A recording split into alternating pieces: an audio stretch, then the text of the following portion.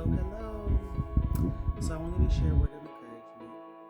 This morning, I was sitting at work and I was in my feelings, and I'm like, why am I in my feelings for? So I got to thinking about it, and I'm like, okay.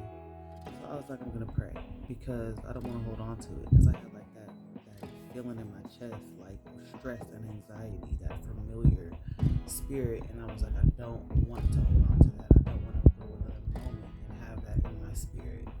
So I've been very adamant about, as soon as I'm feeling it, I'm praying like, okay, Lord, what I need to release, what I do, I need to renounce. Is it something I've said, something I've done? So in this particular situation, I made a list of everything that was overwhelming me, or the thoughts that were coming in my mind that were causing whatever that feeling was that I was feeling that I didn't like. So I made this list, and it only was 5 things with some little subcategories off of those main categories, but there was 5 things that were overwhelming me in that moment.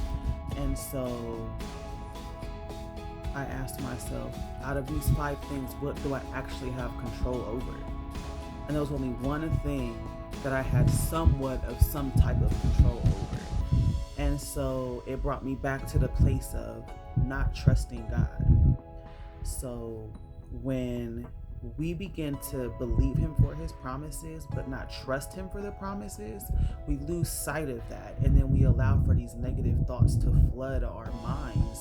And it can become an issue where we're accepting that stress and anxiety or those familiar spirits back in moments you don't even realize you're doing it. So when I did that, I was like, okay, Lord, what is it? And I'm being impatient. I am being impatient. And I realized that because there's certain things that have time limits on them, okay? There's certain trials you're going to go through that you'll already know.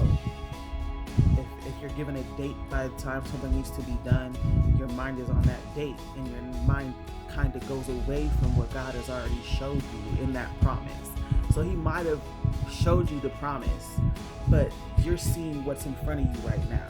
And sometimes the things that are in front of you right now distract you from keeping your eyes focused on that promise. So for me, that's what it was, my impatience. Like, this date is coming up. This isn't done, that's not done. I have no idea how it's going to be done, but God. So I got to thinking, I said, okay, there are certain seasons where we're going to have to long suffer.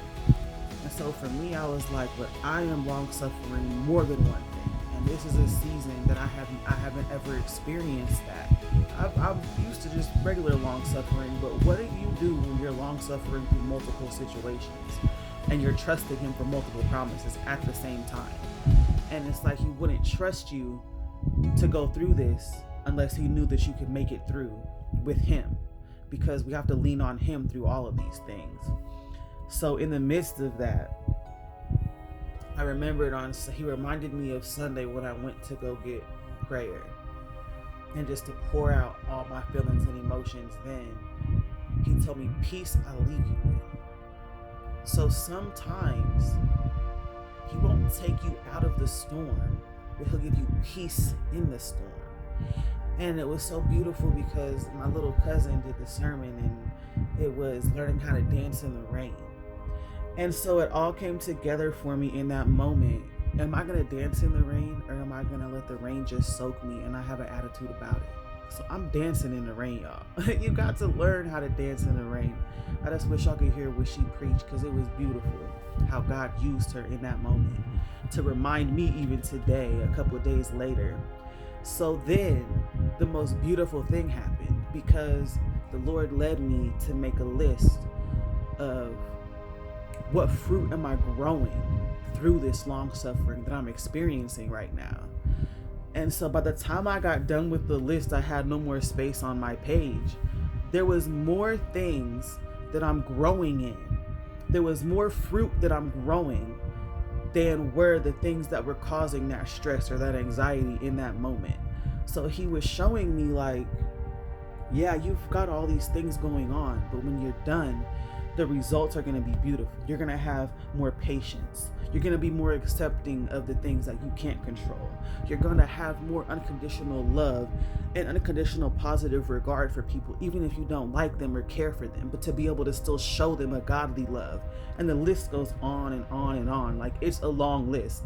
It is way longer. It's like 4 times the size of the first list that was only 5 things.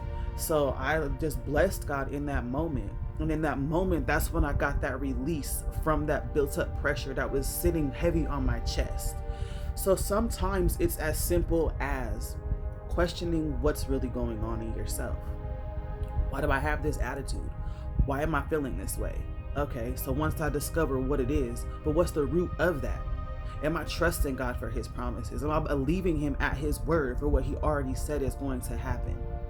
So I just encourage everybody, because in those moments, you have the power to let go and really give that and release all of that to God and no longer hold on to it, because it's not serving you.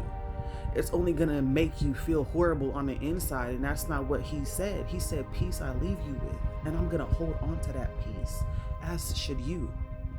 So the last thing that he told me was, the more you pour yourself out, the more areas I can fill. So I leave you with this. Are you poured out? So he can pour in. Remember, God loves you, and so do I. Have a blessed night, everybody.